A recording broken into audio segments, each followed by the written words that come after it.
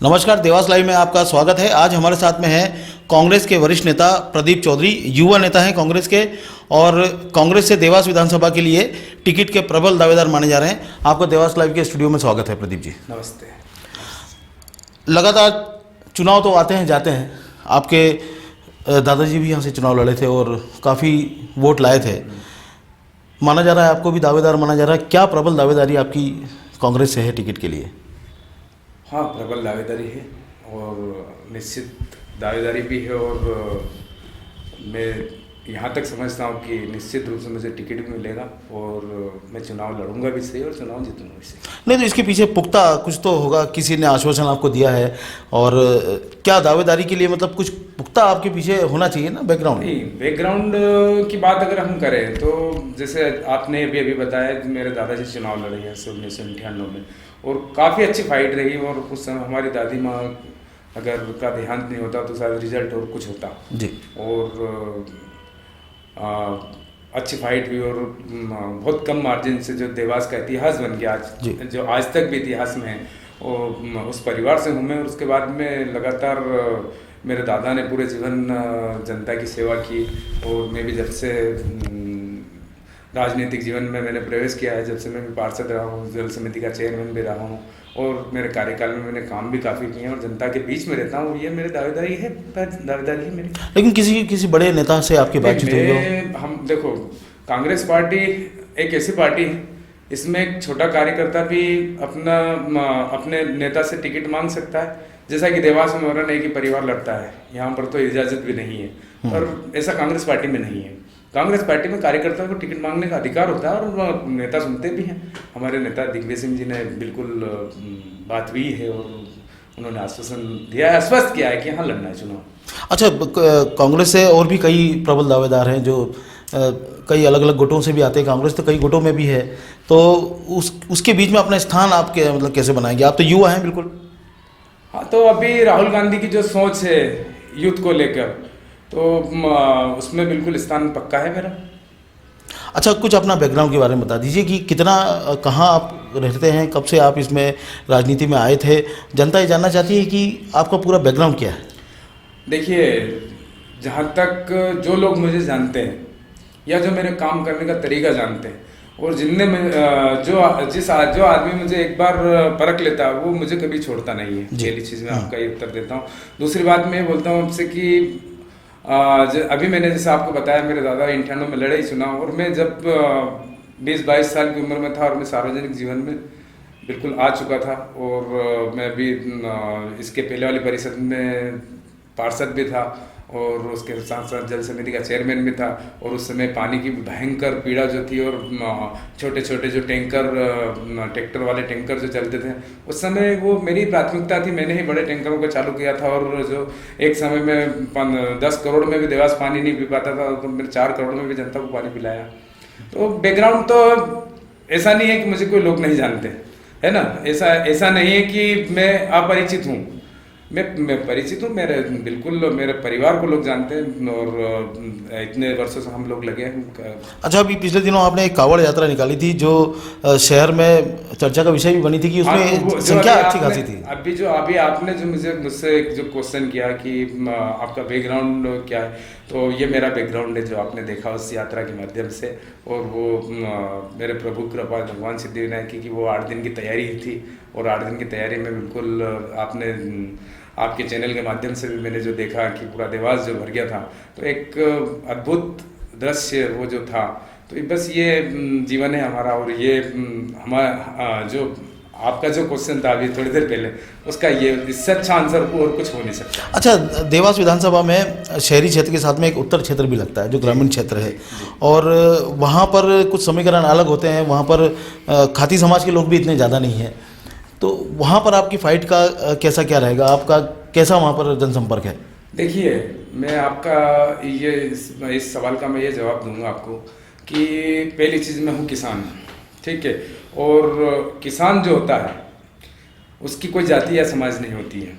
किसान हर वर्ग का आदमी किसान होता है, और निश्चित रूप से मैं किसानों के आंदोलन में मैंने काफ़ी बढ़ चढ़कर हिस्सा लिया, किसानों की लड़ाई में लड़ता रहता हूँ और किसानों के लिए हमेशा कुछ ना कुछ करने का मेरा जज्बा रहता है। और किसान भाई होता है और किसानों का भाई मजदूर होता है, तो किसान मजदूर के हम तो साथ हैं, किसान है और मजदूर है। हम लोगों को कोई समाज से कोई उससे वो नहीं पड़ता कि मैं खाती हूँ तो मुझे खाती बोटरी चाहिए, नहीं, ऐसा कुछ नहीं।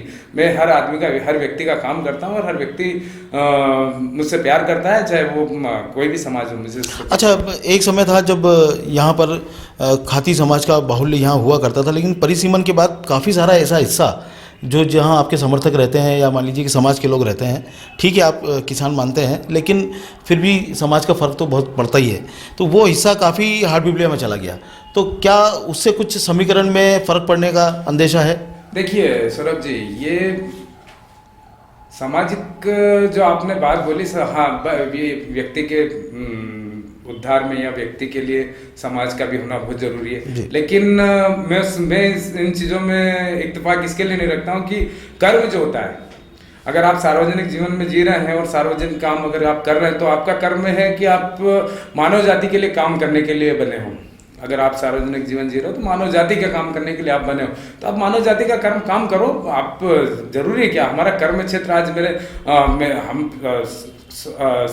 सैकड़ों वर्ष का हमारा परिवार का जो जुड़ाव यहाँ देवास शहर से है, हम देवास में पले बढ़े, तो मैं नहीं मानता कि उससे कुछ फर्क पड़ेगा। अच्छा, मान लीजिए कांग्रेस ने आपको चुनाव टिकट दिया और चुनाव आप लड़ते हैं, लेकिन आपका मुकाबला यहाँ पर होगा एक ऐसे परिवार से जो लंबे समय से यहाँ सत्ता में है और लंबे समय से यहाँ पे वो काम कर रहे हैं, तो उसके लिए आपकी क्या रणनीति होगी?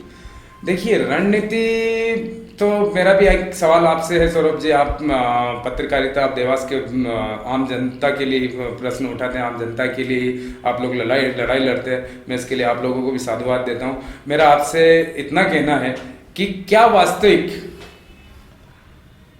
वास्तविक जो 30 साल जो हम लोगों ने पिछले 30 साल से, अब मेरी उम्र अभी 37 वर्ष है, अब मेरे 7 साल का था जब से यहाँ पर बीजेपी से एक ही परिवार से विधायक है। मेरा कोई उनसे व्यक्तिगत कोई वो नहीं है, लेकिन अगर मैं इस देवास का नागरिक हूँ तो उस नागरिकता के अनुसार मैं उस चीज़ का कड़े से विरोध करता हूँ कि जो हमको 30 साल में मिलना था, जो देवास को 30 साल में मिलना था, वो बिल्कुल मिल ही नहीं पाया ना। कुछ भी, किसी भी क्षेत्र में देख लो आप, एक जोड़ तोड़ के राजनीति करना और के चुनाव के समय में कुछ भी करना और किसी भी प्रकार से हथकंडे अपना के और चुनाव को जीतना, ये अभी तक होता है। लेकिन अब एक बड़ा परिवर्तन आप देवास के जनता की तरफ से देखेंगे। यहाँ पर विधानसभा अगर बीजेपी से कोई उम्मीदवार लड़ेंगे तो उनके सामने किसान मजदूर चुनाव लड़ेंगे और निश्चित तौर पर इस बार कांग्रेस पार्टी यहाँ से चुनाव जीत कर आएगी। अभी तक जो देवास के साथ में जो सौतेलापन व्यवहार हुआ है, आज मेरा एक क्वेश्चन है, आपके चैनल के माध्यम से मेरा क्वेश्चन है, शहर के बुद्धिजीवी वर्ग से मेरा क्वेश्चन है कि आप 30 साल का हिसाब उठा ले। मैं मतलब ये बात पूछना चाहता हूँ कि हमारे देवास के लिए मध्य प्रदेश की विधानसभा में क्वेश्चन कितने उठे? आप अभी इस पिछले 3 साल का भी आप पूछ लें, उपचुनाव के बाद का पूछ लें, उसके पहले का पूछ लें। देखो, जब तक जनप्रतिनिधि वहाँ सब विधानसभा के अंदर, हाउस के अंदर अगर सरकार को नहीं घेरेगा तो आपको कौन काम देने वाला है?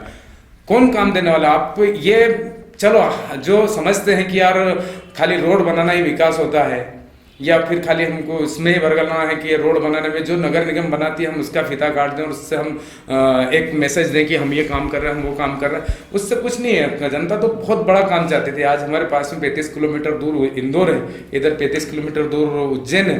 आप वहाँ का विकास देख लीजिए, वहाँ के बड़े बड़े ब्रिज देख लीजिए। हमारे यहाँ तो देखिए राजनीतिक की कितनी बड़ी सोच है कि एक जरा सा एक ब्रिज, अगर कई सालों में एक ब्रिज आया, एक ब्रिज पहले बना था, एक ब्रिज अब आया, तो उस पर कितनी सारी नाटक नोटंकी हुई, कितना सारे राजनीतिक हथकंडे। अरे काम करने के लिए तो हो आप भाई, आपने कौन सा बड़ा कर दिया? आप 30 साल, अगर यहाँ विडम्बना की बात है, हमारे विधायक ने आज तक कभी देवास की लड़ाई के लिए कोई प्रश्न हाउस में नहीं किया। हमारे सांसद क्या बोलते हैं कि मैं आदरणीय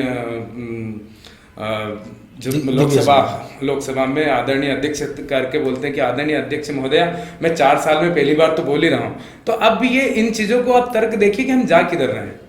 आज देवास के अंदर इतने इंडस्ट्रीज है। मैं जिस क्षेत्र में मैं निवास करता हूँ उस क्षेत्र में भी एक चामुंडा स्टैंडर्ड मिल करके है, तो 4,000 लोग बेरोजगार हो गए। आज तक कभी किसी ने पलट के नहीं देखा। जितने आज इंडस्ट्रीज है आस पास, नई तो बनती नहीं है, नई बनती है तो वहाँ पर आज तक हमारे विधायक महोदय ने या विधायक प्रतिनिधि ने या महापौर ने या सांसद ने, आपके माध्यम से मैं कहना चाहता हूँ कि कभी भी एक बड़ा प्रश्न कभी आपके जहन कभी आया कि आपने ये कभी बात करी आपने लोगों के बीच में, प्रशासन से या फिर एसोसिएशन ऑफ इंडस्ट्रीज से, कि जो नई इंडस्ट्रीज आती है या जो इंडस्ट्रीज आती है वो लोग सिर्फ और सिर्फ बाहर के लोगों को रखते हैं। आपके लोकल युवा जो बेरोजगार यहाँ घूम रहा है उसको एंट्री ही नहीं है, तो वो क्यों एंट्री लेंगे भाई? हमारा अगर चौकीदार, अगर हमने जब हमारा प्रतिनिधि है, अगर हमारा प्रतिनिधि उसके लिए हमारी लड़ाई नहीं लड़ेगा तो लड़ाई लड़ेगा कौन? मैं लड़ूंगा तो कितनी लड़ पाऊंगा, मैं करूँगा बात कितनी कर पाऊंगा? आपने सरकार के सामने क्वेश्चन क्यों नहीं उठाते हो? आज जितनी इंडस्ट्रीज लगी है आप देखोगे वहाँ 90% लोग बाहर के काम करने आते हैं। भाई बाहर के लोगों से भी विरोध नहीं है, बात इतनी है कि कम से कम 50% का रेशो हमारे यहाँ के युवाओं को वो रोजगार मिलना चाहिए, उनके अधिकार का काम है और वो उनका अधिकार उनको मिलना चाहिए। आज तक उसके लिए किसने लड़ाई लड़ी? कोई लड़ाई नहीं। अच्छा, आपको अगर मौका मिलता है तो आपकी ऐसी 3 बड़ी प्राथमिकताएं क्या होंगी जो आप जिसको चुनाव में लेके जाएंगे जनता के बीच में? मैं सबसे पहली बात तो आपसे ये बोलना चाहता हूँ कि जो जनता का जो पैसा नगर निगम में इकट्ठा होता है और उस पैसे से जो रोड बनते हैं, मैं सबसे पहले तो कभी आने वाले समय में अगर ईश्वर मुझे देगा, अगर प्रतिनिधित्व करने का मौका और मेरी जनता देगी अगर मुझे मौका, तो सबसे पहले तो मैं इसको अपने इसमें नहीं गिनूंगा। और मैं तो जो भी विधायक महोदय हैं उनसे भी मैं निवेदन करता हूं कि इसको आपके विकास में आप जरूर न तोलें, क्योंकि ये जनता के पैसे से अगर रोड बन रही है, हम उसमें फीता काट रहे हैं कि यार नहीं ये हमारा हमने करा, तो ये गलत बात है। ये सरासर आप अभी पन्ना बना, पिछले विधानसभा में हमने देखा था बिल्कुल पेज बनाकर जहां हम काम कर रहे हैं, पार्षद निधि से काम कर रहे हैं, जैसे तैसे काम कर रहे हैं, ठेकेदार के हाथ जोड़ के काम कर रहे हैं, वो काम को भी आप ना गिनाएं। मैं अगर काम करने की मेरी इतनी ज़्यादा सोच है कि सबसे पहली चीज़ मैं युवाओं के रोजगार के लिए जो हमारे हाथ में है उस चीज़ के लिए बहुत जितनी भी लंबी लड़ाई लड़ना पड़े लड़ाई लड़ूंगा, चाहे उसके लिए कुछ भी करना पड़े। और कम से कम 50% जो भी उद्योग है, कम से कम 50% हमारे स्थानीय युवाओं को रोजगार मिले, चाहे वो किसी भी माध्यम से मिले, एक सबसे बड़ा मेरा काम ये रहेगा। उसमें कहीं ना कहीं आप में थोड़ी सी जीतू पटवारी जैसी भी झलक दिखती है और सोशल मीडिया में भी आप उसी तरह से एक्टिव रहते हैं, अपने वीडियोस वगैरह जारी करते रहते हैं, तो कितना लोगों तक मतलब आप अपनी आवाज़ पहुंचा पाते हैं और उस माध्यम का भी आप कितना इस्तेमाल कर पाएंगे चुनाव में? देखिए सौरभ जी, मैं सबसे पहले तो बात बता दूं, मैं बड़ा धार्मिक व्यक्ति हूँ और धर्म में मेरी बहुत आस्था है और हर धर्म को मैं मानने वाला व्यक्ति हूँ। और मेरा एक सोच रहती है, आप आज 2010-11 में जब मैं पार्षद था और उस समय आप मानेंगे नहीं कि मैं 25 करोड़ के काम मेरे क्षेत्र में काम किया है। 25 करोड़ रुपए के, जो ये विकास नगर से लेके तो आप बाईपास तक चले जाओ तो कंक्रीट मिलेगा, आप ये मोहन डेयरी से मदन डेयरी से लेकर तो वालगढ़ चले जाओ तो आपको कंक्रीट मिलेगा, हर एक गली गली कंक्रीट मिलेगी। लेकिन मैं आपके इस चैनल के माध्यम से बताना चाहता हूं कि एक भी प्रेस नोट आपने नहीं देखा होगा मेरे किसी काम का, और ना ही उसका ढिंडोरा पीटते हुए देखा होगा। मेरा एक खुद का एक व्यक्तित्व मैं बना के रखा हूं कि मेरे को काम ऐसा करके देना है कि मेरी बात जनता करे, मेरा काम जनता उस चीज को फैलाए कि हाँ ये काम हुआ। और उसका नतीजा नहीं ये हुआ है कि 2011-12 में जो सड़कें बनी हैं आज भी उनकी हालत जाके देखो, और उसके बाद में जो अभी महापौर बैठे हैं और उनके राज्य में उनके समय में जो सड़कें बनी उनके हालात देख लो, आपको डिफरेंस सरासर उसमें समझ में आ जाएगा। रही बात आपने जो आपका क्वेश्चन था कि सोशल मीडिया में आप जीतू पटवारी जी, वो हमारे बड़े भैया मार्गदर्शक हैं और हकीकत में सही बात है कि उनकी झलक अगर आ जाए तो मैं भी समझूंगा कि बहुत मैंने कुछ ना कुछ सीखा। इतने अच्छे हमारे व्यक्तित्व, हमारे लीडर जो आज पूरे किसानों की लड़ाई पूरे मध्य प्रदेश में आज वो अकेले ही बिल्कुल मालवा क्षेत्र से अकेले ही दम भर के पूरे मध्य प्रदेश में आज जो किसानों की आवाज़ बन के उभरे हैं, तो बिल्कुल वो हमारे लीडर है और हमारे मार्गदर्शक है, और उनकी झलक अगर हमें दिखने लग जाएगी तो हमारा जीवन भी सफल हो जाएगा। अच्छा, टिकट आप लाएंगे, लेकिन कांग्रेस में गुटबाजी बहुत भारी है और गुटों में बटी हुई कांग्रेस के अंदर से संघर्ष करके टिकट लाना, उसके बाद में फिर चुनाव जीतना, कुछ लंबा टेढ़ा खीर नहीं दिख रही आपको? हाँ सौरभ जी, मैं इस विषय में आपको एक बात बता देना चाहता हूँ कि जो मैंने आपसे भी आपसे एक बात बोली कि मैं बड़ा धार्मिक व्यक्ति हूँ। मेरे मन में एक सोच होता है कि मैं जैसा बोऊंगा ऐसा काटूंगा, है ना, और मेरे को होता भी मेरे साथ वही है। मैं हारून भाई जब विधानसभा चुनाव लड़े थे, जब मैं लगभग राजनीति को समझने लगा था और मैं जब बहुत छोटा कार्यकर्ता कांग्रेस का था, उस समय से लेकर तो आज तक जितने भी चुनाव हुए हैं, मेरे को कभी गुटबाजी ने कभी घेरी नहीं पाई। मैंने तो हर आदमी का काम किया जो कांग्रेस का झंडा लेकर आए। और ज़्यादा मैं इस चैनल के माध्यम से कहना चाहता हूँ, देवास के सारे लोग, बड़े नेता हमारे सारे लोग मुझे बहुत प्यार करते हैं। वो जय सिंह जी ठाकुर हो, मनोज जी राजानी हो, शौकत हुसैन जी हो, असलम शेख हो, रेखा वर्मा जी हो, जयप्रकाश जी शास्त्री हो। कारण क्या कि देखो, अगर मैंने अगर किसी के साथ गलत किया होगा तो मेरे साथ निश्चित गलत होगा। मैं इस चीज से बिल्कुल मेरे को 100% अपने आप में विश्वास है मेरा ये कि मेरे को इन सब लोगों का आशीर्वाद है और मैं इन सबका लाडला हूँ, पूरी कांग्रेस का मैं लाडला हूँ। अच्छा, एक और युवा नेता है मनीष चौधरी, क्या मानते हैं आपका उनसे सीधा मुकाबला है टिकट के लिए? नहीं, देखो मनीष जी मेरे से उम्र में शायद एक आध साल तो बड़े हैं ही सही, तो बड़े भाई हैं हमारे। तो देखो, कांग्रेस पार्टी में कभी किसी का मुकाबला नहीं होता है, ना उनका मुझसे मुकाबला है, ना मेरा उनसे मुकाबला है, ना किसी प्रकार। देखो, हमारे नेता की सोच है, हमारे राहुल गांधी जी की सोच है कि हम युवाओं को मौका देंगे। तो युवा वो भी है, वो भी उनकी भी कर्मभूमि, वो भी काम करते हैं, वो भी लगते हैं क्षेत्र के लिए, वो भी हमेशा आंदोलन करा करते हैं, सब कुछ है। तो अधिकार पूर्वक हम सभी का अधिकार है, टिकट सबको मांगने का अधिकार है, और उनने भी टिकट मांगा, हमने भी टिकट मांगा। अच्छा, जनता में ये बातचीत होती है, हमेशा होती है कि देवास विधानसभा में कांग्रेस का जो प्रत्याशी खड़ा होता है वो हारने के लिए खड़ा किया जाता है। नहीं, ये तो देखो, एक बात मैं आपके सामने कहना चाहता हूँ कि ये वो कमजोर लोग बात करते हैं, ये वो कमजोर लोग बात करते हैं। और मैं तो यहाँ इस आपके चैनल के माध्यम से ये कहना चाहता हूँ, युवाओं से मेरा निवेदन है कि आपकी लड़ाई देवास को आजाद करने की है, आपकी लड़ाई देवास को आजाद करने की है। मैं आपसे ये भी बताना चाहता हूँ कि ये हमेशा से एक षड्यंत्र के तहत कोई भी कांग्रेस का प्रत्याशी खड़ा होगा तो षड्यंत्र के तहत कि नहीं ये तो हारने के लिए खड़ा हुआ है, ये तो इसके लिए ये तो पैलेस का टिकट होगा, ये, जबकि ऐसा कुछ होता नहीं है। ये एक हवा बनाने का चक्कर रहता है। हम उस चक्री को समझ चुके हैं और कांग्रेस आपके इस बार बराबर उसका जवाब देगी। और ये भी निश्चित है कि 101% देवास से कांग्रेस ही जीतेगी, ये विश्वास के साथ आपको बोलता हूं मैं। तो क्या पूरी हवा कांग्रेस की हो गई है, आपको ऐसा लगता है? क्यों नहीं होगी? आप पढ़े लिखे हैं, क्या क्या क्या उसके पीछे रीजन क्या है कि अचानक मैं आपसे पूछता हूँ ना, आप पढ़े लिखे हैं, आप एक पत्रकार हैं, आप लोगों की समस्याएं उठाते हैं। आपसे मेरा एक सवाल है, क्या हमको देवास में जो 30 साल में जो काम होना था वो क्या? नहीं, ये सवाल तो मुझे नहीं, मैं आपसे पूछता हूँ ना, मेरा भी आपसे ये, क्या हम 30 साल में हम उस मैप में आप बैठे क्या?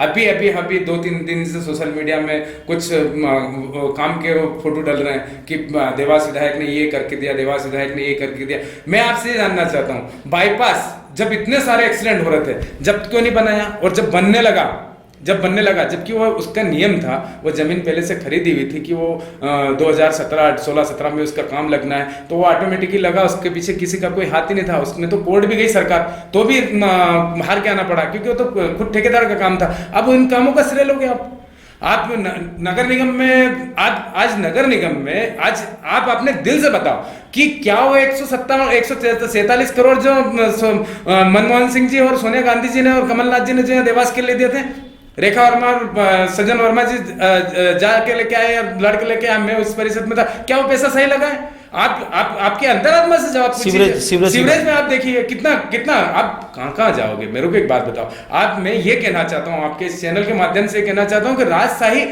से हमको, मतलब राजतंत्र से हमको लोकतंत्र में लौटना है। हमारा ये नारा है कि अब हम राजतंत्र से नहीं, और ये मैं आपके चैनल के माध्यम से जनता से बोलना चाहता हूँ कि अगर ठीक है, आप एक बार कांग्रेस को, चाहे प्रदीप चौधरी हो या मनीष चौधरी हो या मनोज राजानी जी हो या जयसिंह ठाकुर हो, आप एक बार कांग्रेस को एक प्रतिनिधित्व तो देख के देखिए। उसके बाद में अगर नहीं होता तो 5 साल बाद फिर आपका राज परिवार है, आप फिर लोकतंत्र से फिर राजतंत्र पे चले जाओ।